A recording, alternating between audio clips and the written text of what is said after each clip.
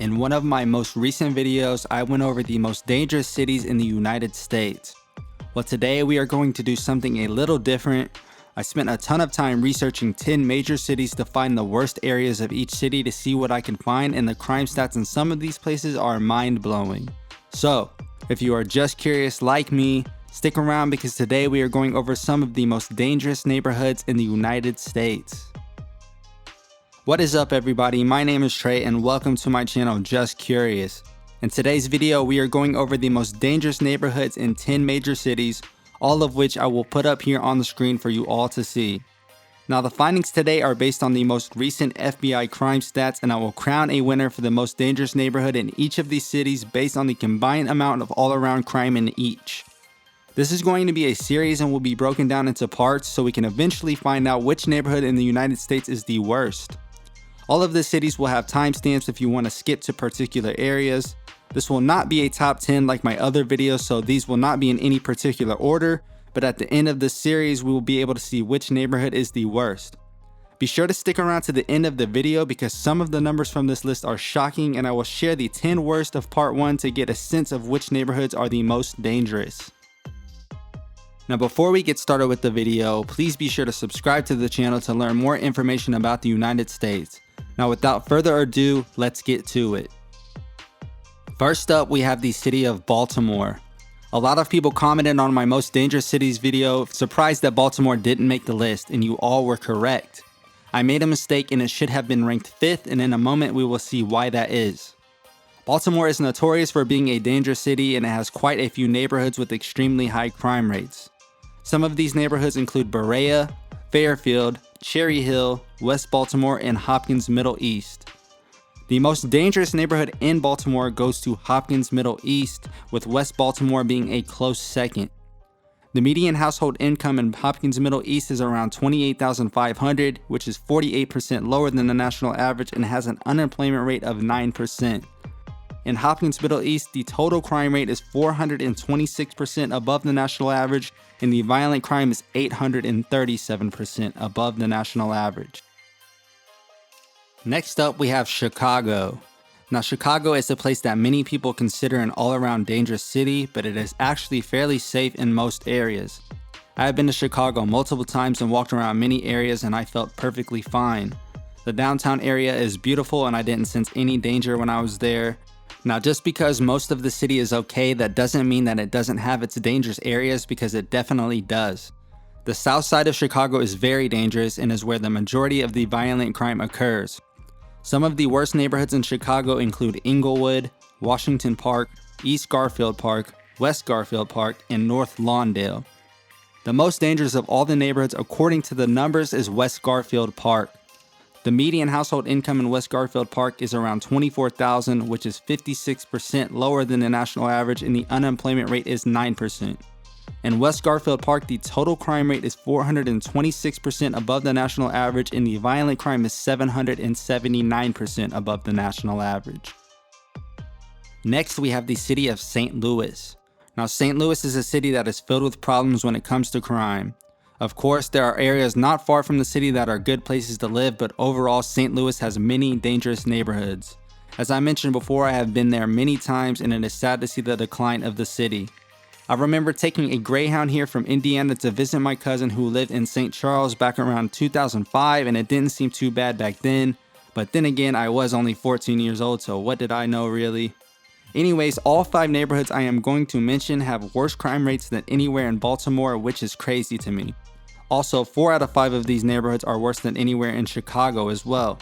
Some of the worst neighborhoods in St. Louis include Hyde Park, Peabody Darst Webb, Academy, Wells Goodfellow, and Old North St. Louis.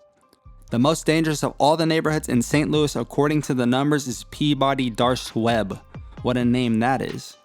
The median household income in Peabody Darst Webb is around $48,000, which is only 12% below the national average, so not bad there, but the unemployment rate is 11%. In Peabody Darst Webb, the total crime rate is 438% above the national average, and the violent crime is 1,210% above the national average. Next, let's check out some places in New York City. Compared to many other cities on this list, New York seems pretty mild when it comes to violent crime, but that doesn't mean that there aren't dangerous areas, because there definitely is. Some dangerous neighborhoods in New York include Bed-Stuy, which always makes me think of Everybody Hates Chris, one of the funniest shows ever. But Bed-Stuy is actually the least dangerous on paper of all the neighborhoods I am going to mention, and has become safer than it was in the past. We also have East Harlem, Brownsville, Midtown, Hunts Point, Mott Haven, and Chinatown. None of which are more dangerous than anywhere I mentioned in Chicago, Baltimore, or St. Louis. The neighborhood with the highest violent crime of all these is Mott Haven, followed by Hunts Point. But overall, Midtown has the highest overall crime rate. From the data, it is a bit hard to pick a neighborhood that is the most dangerous in New York. You are more likely to be a victim of crime in Midtown, but overall, I'd say the most dangerous is Mott Haven, since the violent crime is 164% higher than it is in Midtown and 25% higher than it is in Hunts Point. The median household income in Mott Haven is around $24,800, which is 55% lower than the national average, and the unemployment rate is 7%. In Mott Haven, the total crime rate is 121% above the national average, and the violent crime is 426% above the national average. Next up, let's talk about Philadelphia. Philly is definitely an interesting city, and it does have some good things going for it. It has a lot of great history to it, which I have talked about in some of my previous videos. Some negative things would be that the traffic is terrible in Philly, and it does have some crime issues, but that's to be expected considering it's the second largest city on the East Coast. The bad neighborhoods in Philly aren't as bad as a lot of others on this list, but there are definitely a few that stand out for very high crime rates. Some of the worst neighborhoods in Philadelphia include Strawberry Mansion, Fair Hill, North Central, Haddington Carroll Park, Tioga Nicetown, and Allegheny West.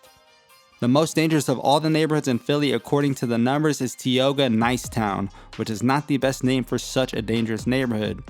The median household income in Tioga Nicetown is around $25,000, which is 55% below the national average, and the unemployment rate is 13%. In Tioga Nicetown, the total crime rate is 295% above the national average, and the violent crime is 606% above the national average. Next up, we have Cincinnati. Cincinnati is a place I have been to many times, and it definitely has its pros and cons. My girlfriend and I went there about 6 years ago to see a Bengals game, and the downtown area seemed pretty nice around the stadium at that time. Cincinnati does have a low cost of living and plenty of good amenities. It does have some issues with crime, but not nearly as much as some of the other places I have mentioned so far. Some of the most dangerous neighborhoods in Cincinnati include English Woods, Lower Price Hill, North Fairmount, South Fairmount, South Cumminsville, and East Westwood. The most dangerous neighborhood in Cincinnati, according to the numbers, is North Fairmount. The median household income in North Fairmount is only around $18,800, which is 66% below the national average, and the unemployment rate is around 17%, which is the highest so far. In North Fairmount, the total crime rate is 212% above the national average, and the violent crime is 268% above the national average. Next up, we have the beautiful city of Miami. Some good things about Miami would be that it is located in Florida, which has no state income tax. It also has a vibrant nightlife, and if you are into going out and partying, then you would love it here in Miami for that reason. It also has some of the most beautiful beaches that you will find in the United States. Some negative things would be the traffic, and that it is located in a spot that gets blasted by tropical storms.